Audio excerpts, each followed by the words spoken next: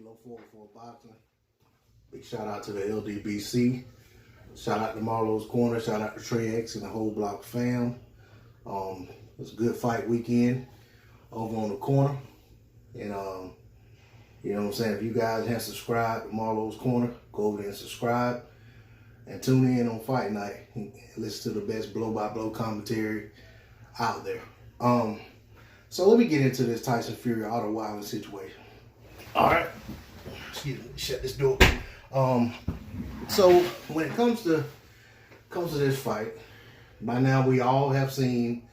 If you didn't watch the fight, we've seen the pictures of Tyson Fury's face, looking like he got, two razor slices across, one across the top of the eye and one below that one. So, and then the other eye was just about to cut as well. But he looked battered and bruised. So for those who did not see the fight, I'm pretty sure you've seen highlights. So we all know, what went down. Tyson Fury cherry-picked this guy. Otto Wallin was an unheard of commodity. A guy, I think record was 20-0 with like 13 KOs. Not known as a vicious puncher, not known as a knockout artist. And quite frankly, having seen him fight, I feel like what we all suspected of Otto Wallin was true. The guy was just no great shakes, just a plain Jane big heavyweight. A guy standing at 6'5". So, it's kind of big for the heavyweight division. But the guy was not a power puncher, not a big puncher whatsoever. Not really a high volume guy. But let me get into the fight. Okay, so from my vantage point, I think the first 4 rounds, I think I gave Otto Wallin 3 of the first 4. It may have been 2 of the first 4. I don't have, I wasn't really right now in the score. We watching it and listening to Trey X call the fight, but I do remember that I had Otto Wallin. It was either 2-2 or I had him up 3-1. I think I had Fury winning like round 5, 6. Wallin might have got another one in. Fury won some more in a row. Then I think I gave the 12 to Wallin. This is me trying to remember off the cuff. I was gonna I was gonna actually look up some stuff and, look up punch stats and all of that stuff. But, it's really not, to convey what needs to be conveyed, all of that stuff's unnecessary. Before the fight, ESPN was showing some graphic of Tyson Fury's opponents only landing like 4.4 punches per round on him, and they were showing him with all this, this defensive display against Tom Schwartz, who he ended up smoking in like 2 rounds. And they just tried to make it out like this guy was the heavyweight Willie Pep or something, and that couldn't be further from the truth. We've seen Tyson Fury drop badly by a cruiserweight in SS Cunningham, and that's what I said going into the fight. I was like, hey, let's not forget. I actually said that, I posted that in the chat on Marlowe's Corner. I said, let's not forget that Tyson Fury does not have a great chin. If this guy can punch a little bit, he has a chance to hurt Fury. Well, what happened is he ended up cutting Fury over that eye badly, and then he ended up hurting Fury badly in the 12th round, almost got him off his feet, possibly could have stopped him. But one thing I will say, Otto Wallin threw punches to the body. He did a great job in that department, and he did so early. A guy can do all of that head movement and all of that silly stuff, but the body doesn't move as well, especially with a body the size of Tyson Fury's.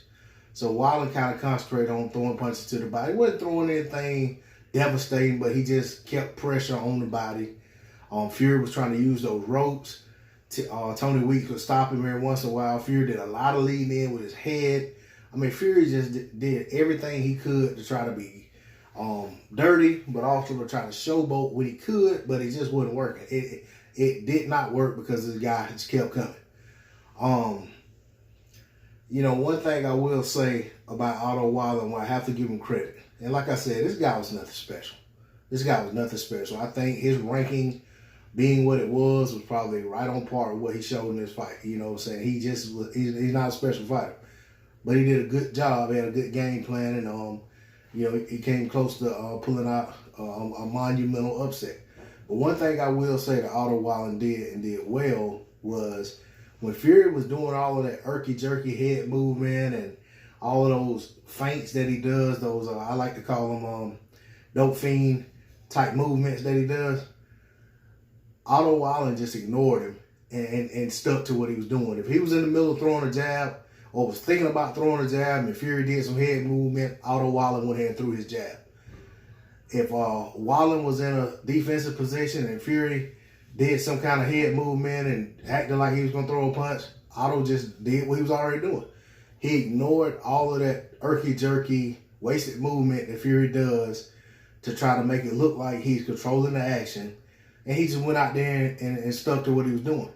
You know, and the reality is that the more he done that, the less Fury started doing that. You know, when Fury realized it wasn't having an effect, he kind of went away from doing it.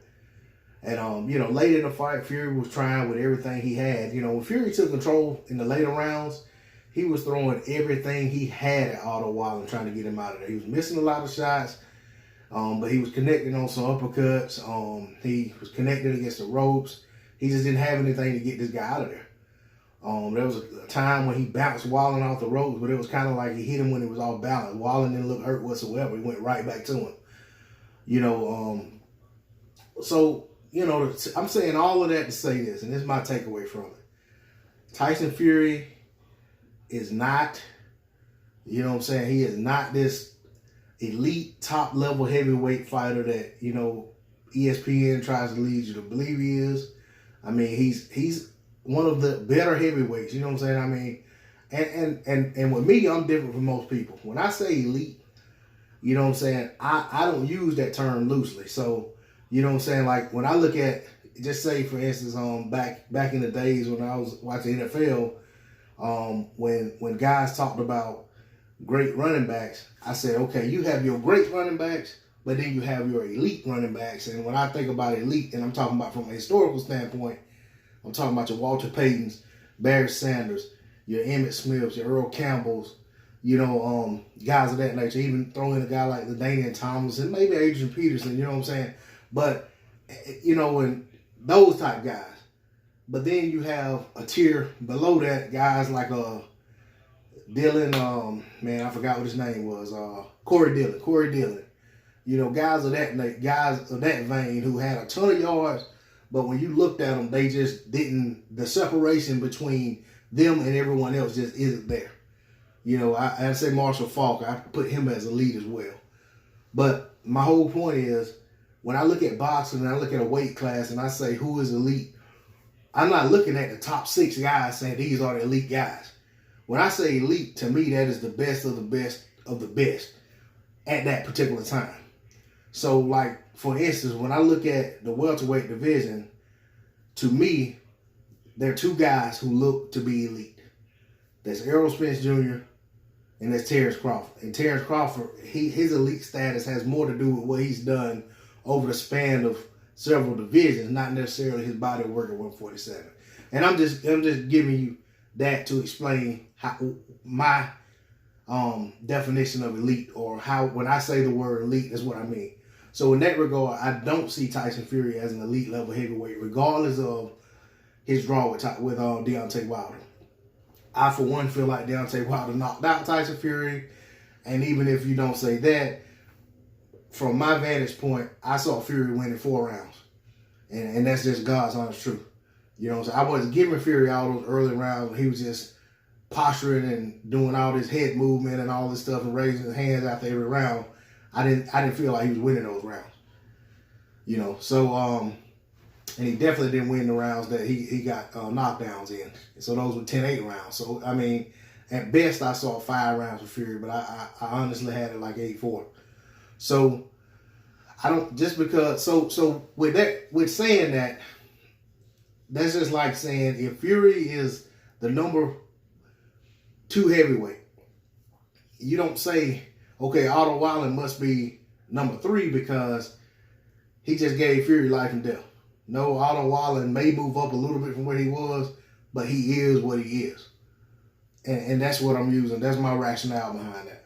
But what I'm saying is Tyson Fury just does not look to be some elite heavyweight. And his fight with Deontay Wilder, in my opinion, showed that he was not an elite level heavyweight. And I've also always maintained that I felt like if Tyson Fury and Deontay Wilder fought after Fury beat Vladimir Klitschko, had him and Fury fought for undisputed, I felt like Deontay Wilder was going to knock him out. But we saw what happened there. Fury ended up leaving the sport, had all this other stuff going on, failed drug tests, became a drug addict, alcoholic, whatever, gained all his weight, and then came back. So, that's my take on it.